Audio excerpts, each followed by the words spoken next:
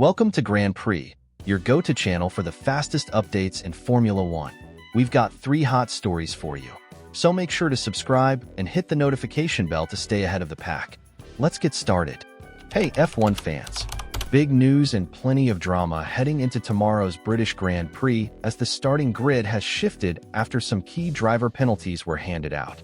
Make sure you hit that subscribe button to stay on top of every twist and turn in this incredible season. We've got daily updates bringing you all the action from the world of Formula One. And if you enjoy no-nonsense, fast updates like this, leave a like to support our work. Now let's break it all down. Max Verstappen remains the man to beat after securing another stunning pole position in qualifying. But while he starts from P1, several other drivers have seen their positions shuffled thanks to grid penalties imposed after incidents in previous races and during practice sessions this weekend. The first penalty that shook the grid came from Mercedes rising star Kimi Antonelli. After a controversial collision with Verstappen at the Austrian Grand Prix, stewards reviewed the incident post-race and decided to apply a 3-place grid drop for the British GP. Originally qualifying in a strong P7, Antonelli now finds himself starting from P10. For a rookie still finding his rhythm in the ultra-competitive Mercedes, this setback could make his Sunday a lot more complicated. He'll need to fight his way back through the field on a track where overtaking isn't always easy, especially if rain hits as predicted. Speaking of big hits, Haas driver Oliver Bearman faces an even steeper climb. Bearman was penalized 10 grid places for an infraction during FP3, reportedly exceeding track limits, while also ignoring double yellow flags. This heavy penalty has dropped him from a career-best P8 in qualifying all the way down to P18. It's a heartbreaking blow for the young Brit racing in front of his home crowd. What was shaping up to be a breakout weekend now turns into a test of resilience and strategy. Can he use alternate tire strategies or capitalize on chaos to claw back into the points? These penalties, of course, have opened doors for other drivers. Fernando Alonso, Pierre Gasly, and Carlos Sainz all move up a few positions on the grid, potentially putting them in a stronger position to fight for points, or even a surprise podium if things get wild tomorrow. Alonso in particular has shown flashes of brilliance in mixed conditions this season, and with rain likely during the race, his experience could be a huge factor. And that brings us to the weather, a massive wildcard. The forecast for Silverstone indicates sunny skies on Friday gave way to heavy clouds and scattered showers on Saturday, and those conditions are expected to persist into Sunday. Race day temperatures are predicted to hover around 20 degrees Celsius 68 degrees Fahrenheit, with a high chance of intermittent rain during the race. That could lead to changing track conditions, difficult tire calls, and the kind of unpredictable drama that has defined classic British GPs in the past. Think back to races like 2008 or 2020, where sudden downpours turned strategy on its head and rewarded bold calls from teams and drivers alike.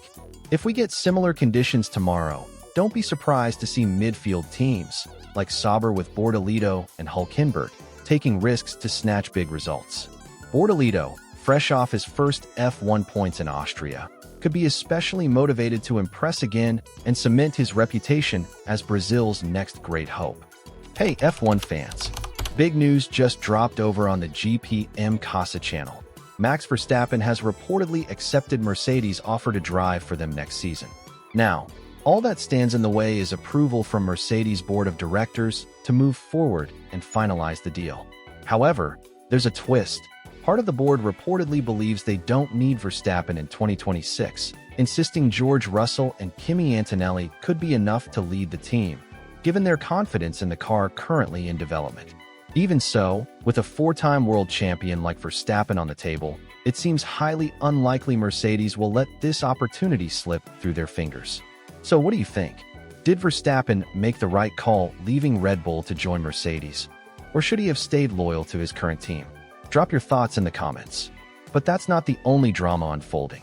A fresh report from Italy's highly respected Formula Analisi Tecnica reveals George Russell's contract renewal with Mercedes is also hitting a major snag. According to their sources, Russell turned down Mercedes' latest offer, which was for just a 1-year extension with an optional second year. Russell, however, is said to be pushing for a longer-term deal that would provide more security for his future and career. Mercedes, wary of overcommitting in a volatile driver market, is hesitant to lock him in beyond that. Meanwhile, Russell has already reportedly held informal talks with both Aston Martin and Red Bull. Aston Martin, in particular, is said to have tabled a tempting 3-year contract offer, showing their intent to snap him up if things with Mercedes fall apart.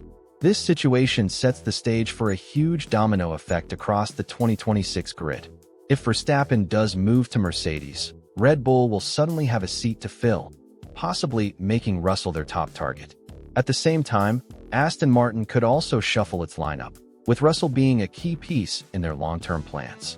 The driver market for 2026 is shaping up to be one of the wildest in years, with big names potentially switching teams and triggering major reshuffles throughout the grid. So, now over to you. Did you see this Verstappen-Mercedes move coming? And do you think Russell will really leave Mercedes if they don't meet his demands for a multi-year deal?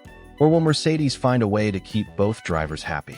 Let us know in the comments below, and don't forget to like and subscribe for all the latest updates from the fast-moving world of Formula One.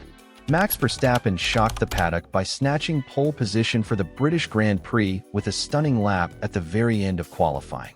But despite this strong starting position, Red Bull is heading into Sunday's race at Silverstone with a serious sense of caution, and the reason is the weather.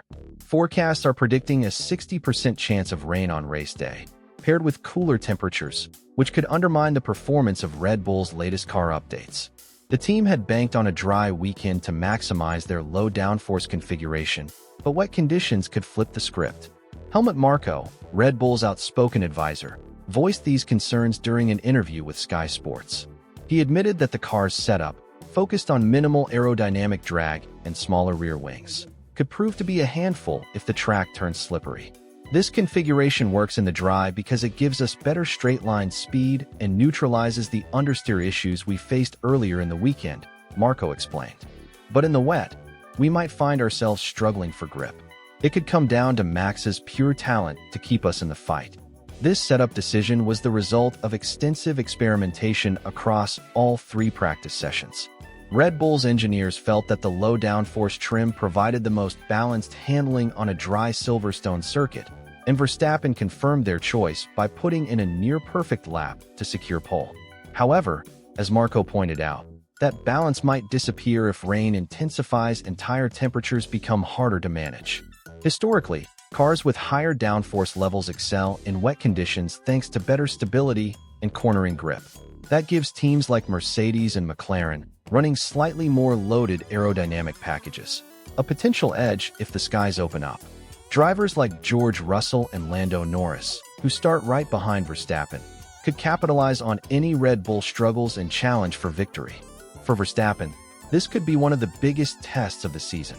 With his skill in variable conditions already proven in past races, he's still the favorite in the eyes of many fans. But the margin for error will be razor thin, especially if strategic gambles with tire choices come into play. So what do you think? Is Verstappen still the clear favorite to win even if the rain comes? Or do you see another team rising to the occasion and stealing the spotlight at Silverstone? Drop your predictions in the comments below. Do you expect a wet weather masterclass from Max, or a surprise result shaking up the championship?